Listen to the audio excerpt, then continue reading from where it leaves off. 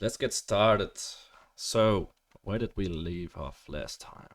We got I think we left off with the water drops and the aluminum material. So that's a great start.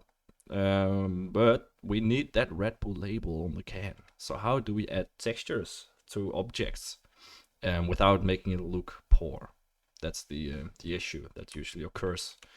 So whenever we want to add a material, it's useful to open the material tab as well. So I'm just going to select my can. So we have that material selected. And then I'm going to do the little corner drag once again to open a new window. So just left click and drag that to the left. And then we're going to set this to the shader editor. And there we go. Now we've got the shading of our can. So right now, this is just the aluminum material. Let me collapse this real quick.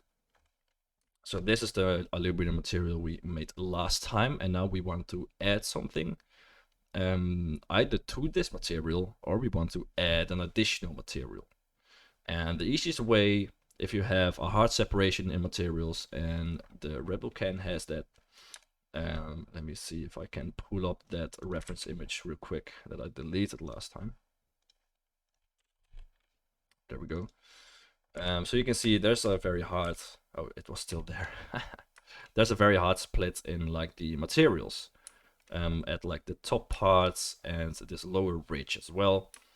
So there's a hard split, which means it is very easy for us to just add a separate material and define which material we want to use where.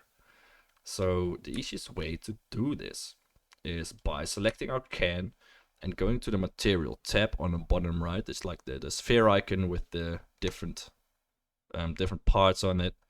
Right now it only has the material 0.002, which I'm gonna double click and rename to aluminum. And depending on where you're from, you're either gonna call this aluminum or aluminium. And then we want a second material.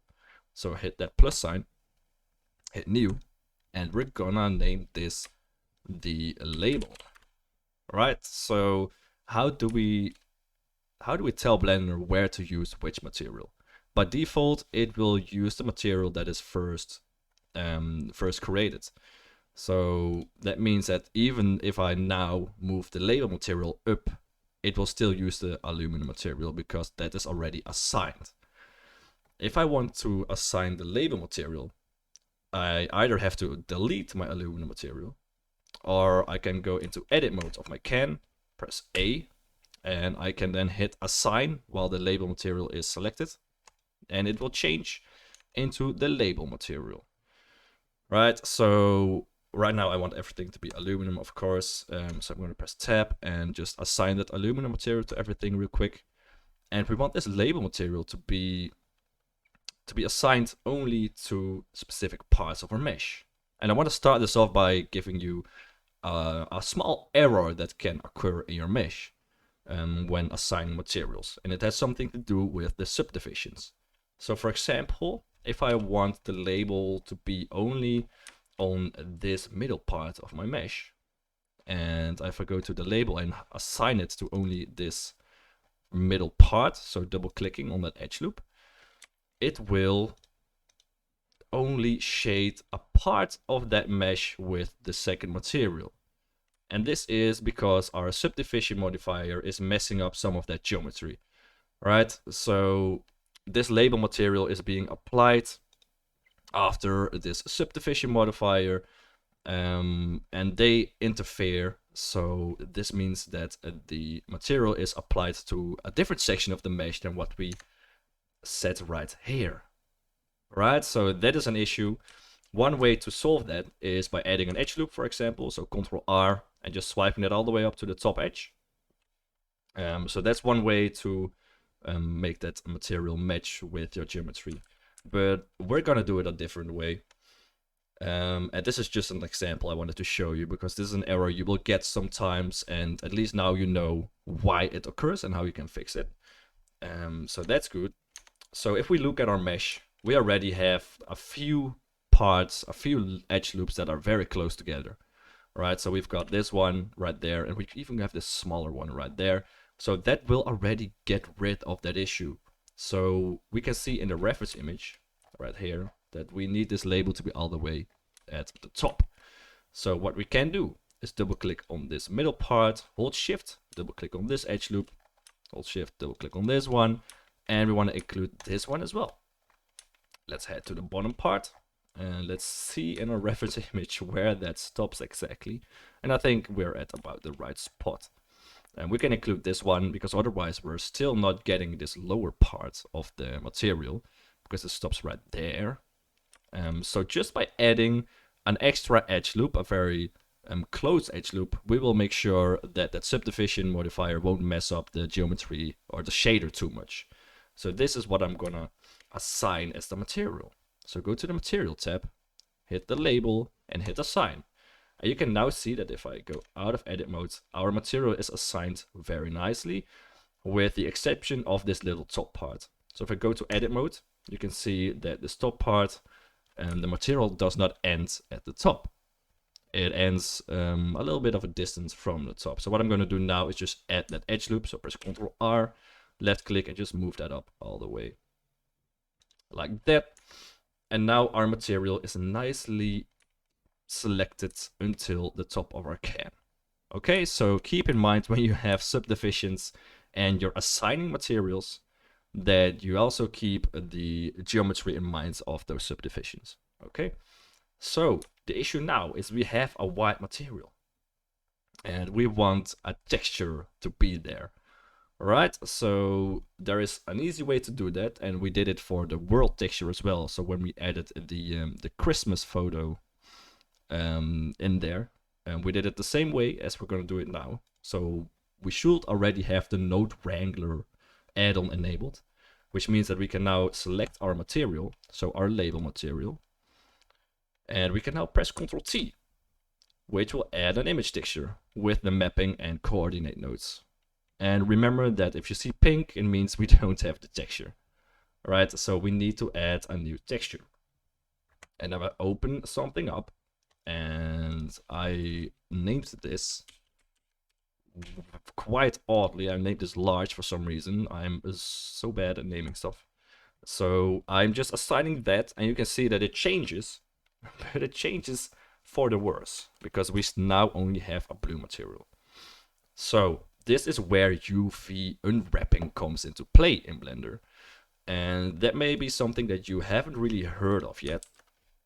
But UV unwrapping basically means that Blender is creating a 2D image of your geometry, or multiple 2D images, because it has to apply a 2D texture to your mesh. And the only way to do that is by taking 3D geometry and pretty much shaping it into a 2D shape. Okay, and I want to show you this with a fun example. Perhaps I can find that. Let's see. It's always fun to see a UV unwrapped face. So UV unwrapped face texture. Let's see. So that's pretty much what a face looks like if you UV unwrap it. And this is something that you basically fold around your 3D shape. And the way it folds is pretty much just defined on your UVs, right? So how it is unwrapped. So we need a 2D image that we can use to apply this label. And the way to do this is, first of all, I'm going to show you how to UV unwrap. So I'm going to go into edit mode. So press tab, and I'm going to set this right window on the UV editor instead of the shader editor. And we can see that our Red Bull can is already selected there. And if it isn't, make sure that you click right there. So there's an image button, you can select it, and then all the textures that are linked to your file will be in this list. So we can see that's also the reference image, the Photo Studio HDRI is in there as well. So you just have to pick the right image. So there it is. All right, so if you press A on this left window, and we don't see anything in the UV window happening, it means that the UVs are just not present. They're just not unwrapped correctly.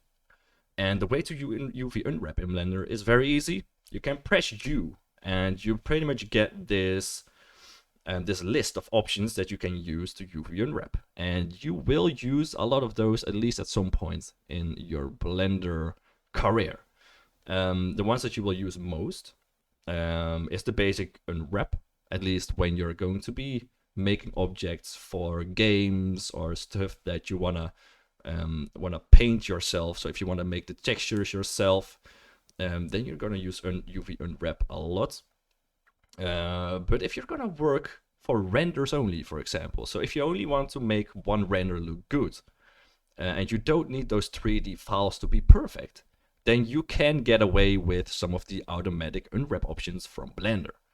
One of the basic ones being Smart UV Project. So if I select this, it will use a certain angle in which it specifies where it will pretty much cut off the UVs and continue with a new one.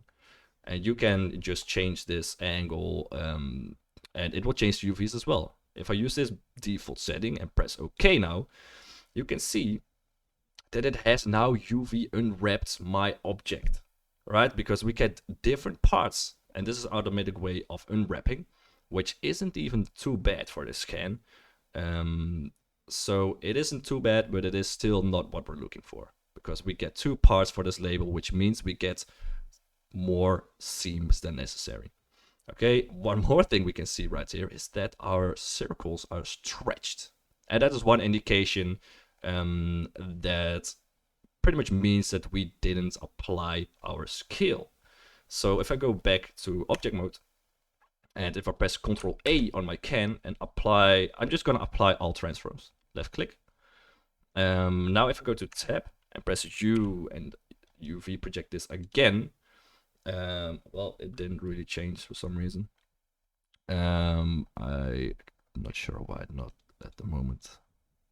But we're not gonna use this anyway, so don't worry about this too far. You have to reset your UV. Huh? You have to reset your UV. I have to reset Like, the UVs. Yeah. You Ah, right-click wait. and yeah, then you can work them. Yeah, it's still not working properly. But still, yeah. So if it doesn't work, I basically just stretch them out myself a little bit. So that's one thing that Smart UV Project sometimes is a little bit weird in. It doesn't unwrap properly, which is why we can also use Q projection. And Q projection is horrible, really it is. If I UV unwrap this now, you can see that all of these UVs are overlapping, right? They are looking very poorly. Everything is over each other, which means that this bottom and top part of the can will now also be like this bottom part of the label.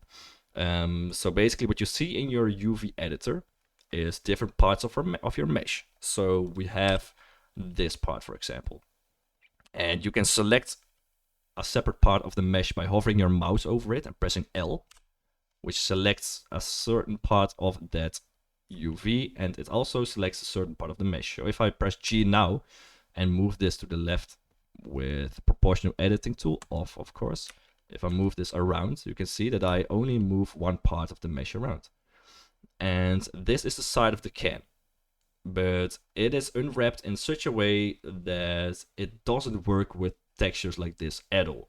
If I go to rendered view now, you can see that it just doesn't work properly, right? Because things are moving around corners weird, and some parts are having the same textures. The seams are all weird. It is just not that nice. But what I do use it for a lot, I use let's see what it's Q projection for the UVs. It's something I do use a lot, especially for things in the distance, things with a repetitive texture, for example, things with a ground texture, dirt texture, objects that are shaped like cubes or like spheres. Very default objects can be UV unwrapped very easily with Q projection, and most of the times you can get away with those small errors that will appear. But in this case, it is not that well. So what we're gonna do instead is use the regular UV unwrap. And if I do this right now, you can see that we get a little error. which means that it is unable to solve for the mesh that we have. So it also says we need to add edge seams. So that means that we have to specify the edges where Blender is going to try to separate the seams or the UVs, which means that we have to think about the different parts of our mesh. And the way I usually try to think about this is how would something be folded around your mesh, or how would something be knitted, right? For example, if you have a t-shirt, you can do the UVs the same way as a t-shirt would be knitted in real life, like where those knitting lines are, so where they are tied together, that's pretty much the same as where you would place the UV seam. So that's one way to think about it. So the thing we have here is we've got a cylinder shape, and we don't have to unwrap this entire model. We only need to unwrap the parts that we need to have this texture on. So what we can do is select the parts that we have our texture on and UV unwrap only those parts. But that won't still work. It won't work because we have a closed shape. And Bullvader already explained that in the discussion chat for Blender. A closed shape just can't be unwrapped, right? Because a cylinder, Blender can't really see how it has to make that into a 2D shape. So we have to give Blender an indication of where it has to separate the cylinder so it can actually unfold it, right? And for an actual can, it is very easy to spot where that would be, because it is a rectangle, right? A label is basically a rectangle that is wrapped around a cylinder, and the parts where it is pretty much glued together is where that seam will be, right? And this is where you pretty much have to remember where you want to render your object from, right? Because you have to remember the seam is where your texture comes together, so that won't transition well into each other. At least not when you use textures. It can transition nicely if you use a custom texture, but not if you, for example, use an image like this. So we render from this side, which means that I am going to place my seam line on the back end, so the part that is not being seen in my render. Okay, so how does the label fold around this can? Well, it follows the shape of the cylinder, right? So we need that cutting line in the vertical direction. So I'm going to place it right in the back, and I'm going to select the entire edge loop from top to bottom of the material that we assign to the label as well. So those will match. So I'm going to select this top part, hold shift, select the edge below, this one as well, this one, go to the bottom, move your camera a little bit, there we go, and this one as well, and that will be the last. Right, so now we can press right mouse and we can mark the seam. So this is where we mark the edge as a seam, and that will be used to UV unwrap as well. So to UV unwrap a specific part of your mesh, we can go to face select by pressing 3 and double click on those face loops, those edge loops, hold shift and just select all of those loops. Another way to do this quicker is by going to your material and hovering over your label and selecting it, and we can select the parts of the mesh that are given this material. So everything that we already assigned label to, we can just reselect everything of the mesh. So we don't actually have to double click all of those edge loops. We don't have to manually select that mesh. Okay, so if I now press U and unwrap this, you can see that we don't have this error anymore. And if we go to our UV unwrapping, we can also see that we now have an actual shape that we can work with, because this is simply a rectangle. So you can see that it is placed in the wrong direction, right? So if we go to render view right now, and let me just open this up a little bit more. There we go. If I go to my render view, you can see that, well, actually, this is the right direction. What am I doing? So this is the right direction. So we have it pretty nicely. Actually, is it? Let me check the reference. It is not. Oh my god. Right. So I'm going to select everything in this frame right here because my texture is rotated, right? So we have to fix that in the UV editor. So I'm going to hover my mouse over the right window. And that's something that you will have to remember, that if you press A in the left window, you will select everything from the left window. If you press A in the right window, you will select everything in the right window. So it depends on where you hover your mouse or which area you have selected, pretty much. You can also see that if I press A on my left window, on all the mesh, you can see that we still have those weirdly unwrapped parts in the mesh, which is not a problem for now, because we are not going to be covering that material, so the aluminum material, with a texture of any sorts. So I'm going to select my label material only, and I'm going to press R, and I'm going to hold Control now. And Control basically means that it's going to be snapping to certain angles, which means we can perfectly snap that to 90 degrees as well. Like that. Beautiful. And I'm just going to shape this so it covers most of the texture. So I'm going to press S and just scale this up a little bit. And I can press G. I just move this around. And I can scale this up and down. And we can also just scale this in the x-axis only. For example, if I press S and let's see, S and X, it will only scale in the x-axis. And SZ will only scale it in the z-axis. Or SY, sorry, because it's 2D plane. SY will scale it in that vertical axis. And just try to make sure that your entire UV is at least included in that texture, so in that square. Alright, so try to match that as closely as possible by just moving things around. Just like that.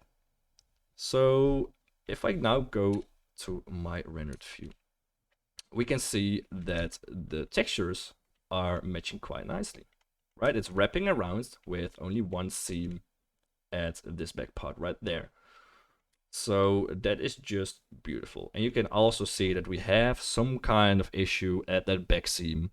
And that's once again because we have that subdivision modifier going on.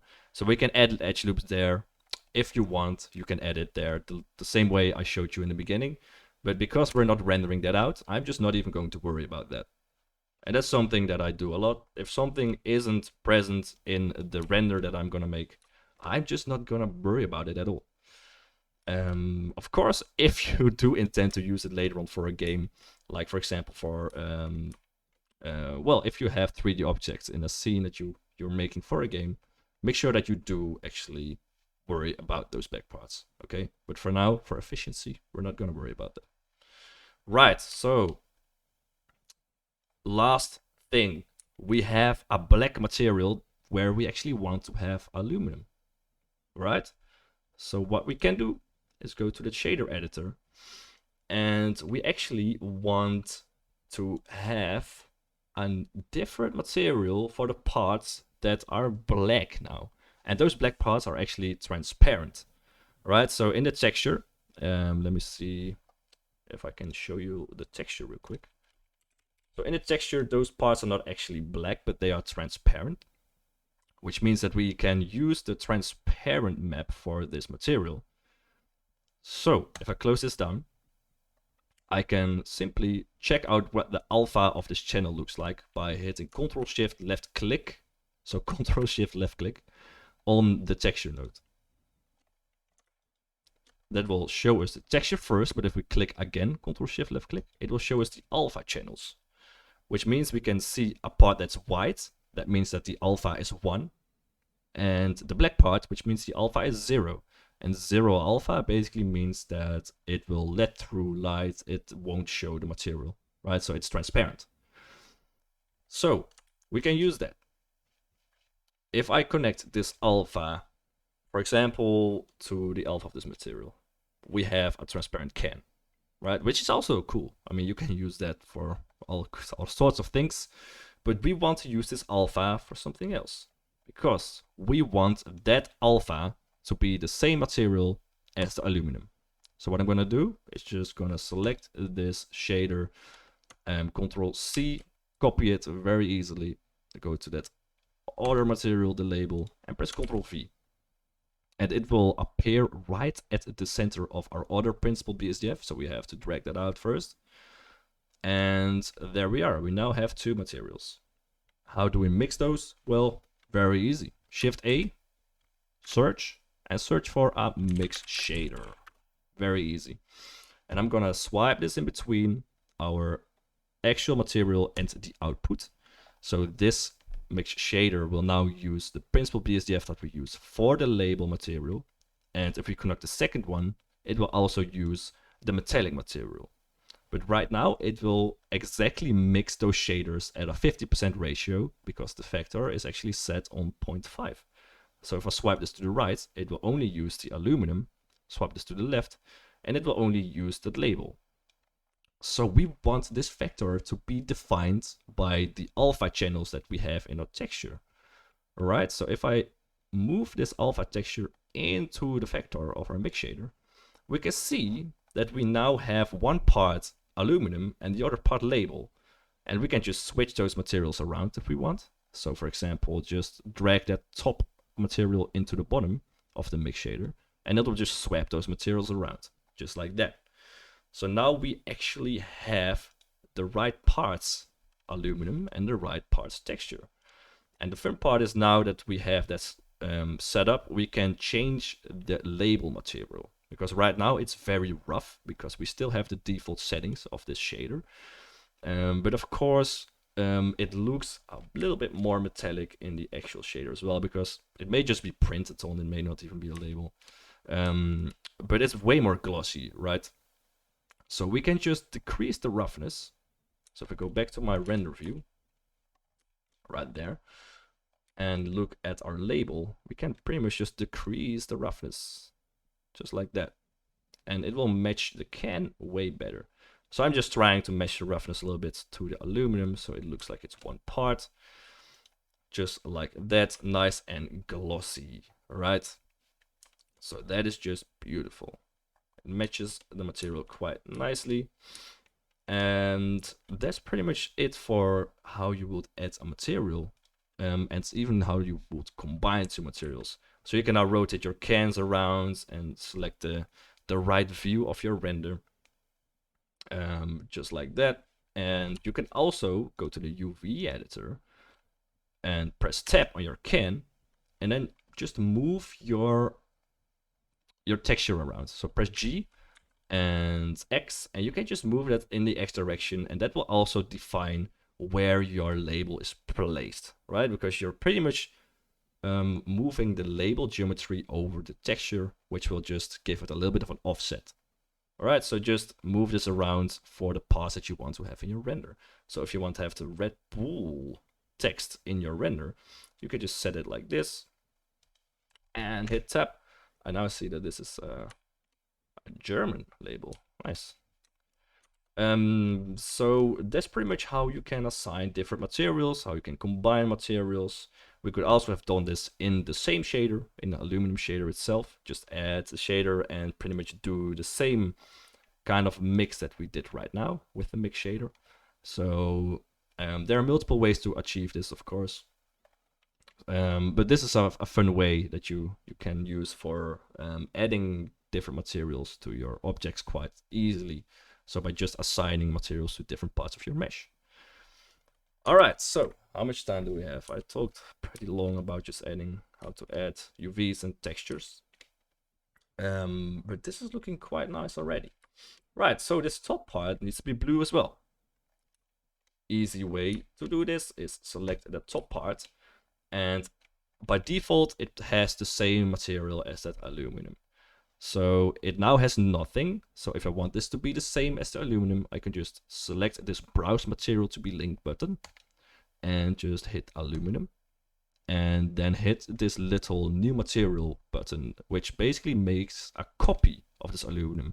You can see that it adds 0.001, which means that it is a new material. So now if I change this base color, it won't change the aluminum of the can itself, right? So I'm just going to set this to some kind of a blue color. There we go. That was easy. So we still have a little part in the middle right there. What's going on, guys? Let me see. Let me see for a sec. Error fixing in Blender. That's a huge part. All right, so whenever you use booleans, there's a huge chance that this is gonna be using the material of your boolean object, right? So remember that. So if I now search for the boolean object, which is either gonna be plane 1 or plane 2, let's see. Where is it? Or did I apply that already? Let's see. Modifiers. Boolean uses cube, circle, and curve. So many booleans. Where's my cube at? Does anyone see a cube? What? Alright. Just gotta do it differently. There we go. So if you want to unhide all items, you can simply press Alt H. So there we go. This is the cube that it is using as a boolean. So what I'm just gonna do is make this cube the same material as my lid. So I'm gonna select this cube, hold Shift, select my lid, hit Ctrl L, and link materials. And now if I select the cube and hide it, you will see that this plane now does have the same material as the boolean and as the lid as well. So if you ever use booleans and the material looks weird or parts of the mesh are missing materials, then it basically means that your object will take the same material as your boolean object, which is weird, I know, but it is what it is. Right, so keep that in mind. You can also just apply all of these modifiers and then it will work, but I don't like applying modifiers because it makes your mesh uneditable later.